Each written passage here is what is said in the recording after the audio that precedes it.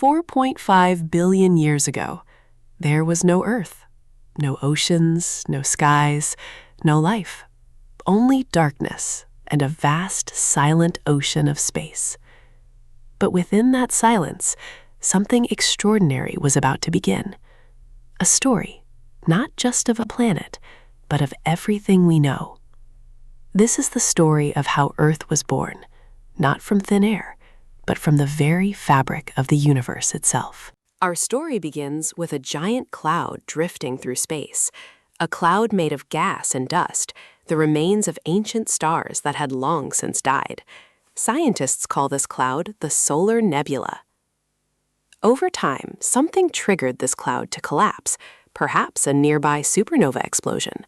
As gravity pulled everything inward, the cloud began to spin faster and flatten into a disk. At the center of this spinning disk, pressure and temperature rose dramatically until something incredible happened. A star was born, the sun. And around it, the remaining material continued to swirl, setting the stage for the creation of planets.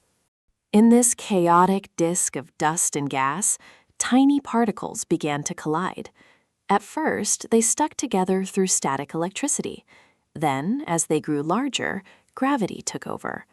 Piece by piece, collision by collision, these particles formed larger and larger bodies. This process is known as accretion. Over millions of years, these growing bodies became planetesimals, the building blocks of planets, and eventually, one of them became Earth. But this early Earth was nothing like the world we know today. It was a violent, molten sphere, its surface covered in oceans of lava, its atmosphere toxic and unstable. This was a world in chaos, but it was only the beginning.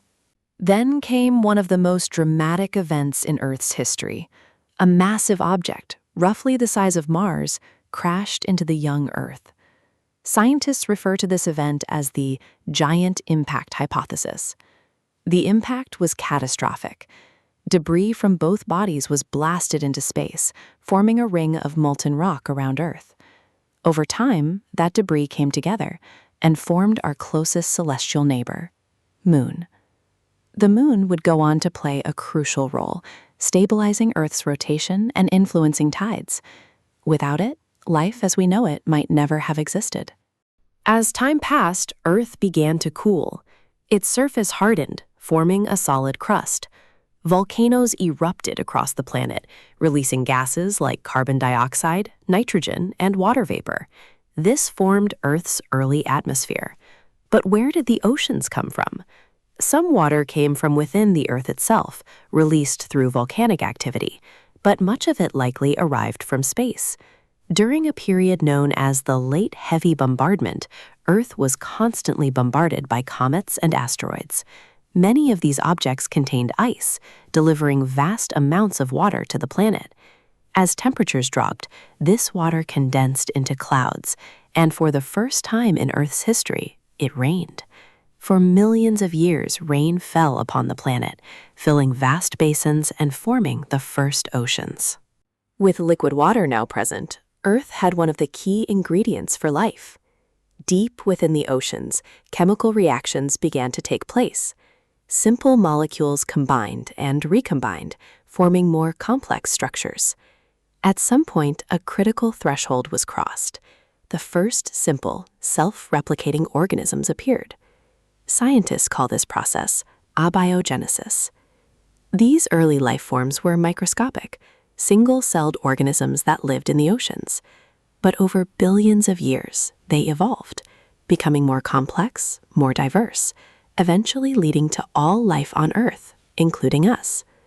From a cloud of cosmic dust, to a molten world of fire, to a blue planet filled with life, Earth's journey is nothing short of extraordinary.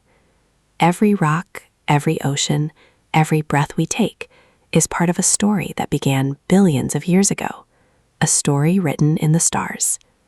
And even now, that story continues, because Earth is not just a planet, it is a living world, and we are a part of it.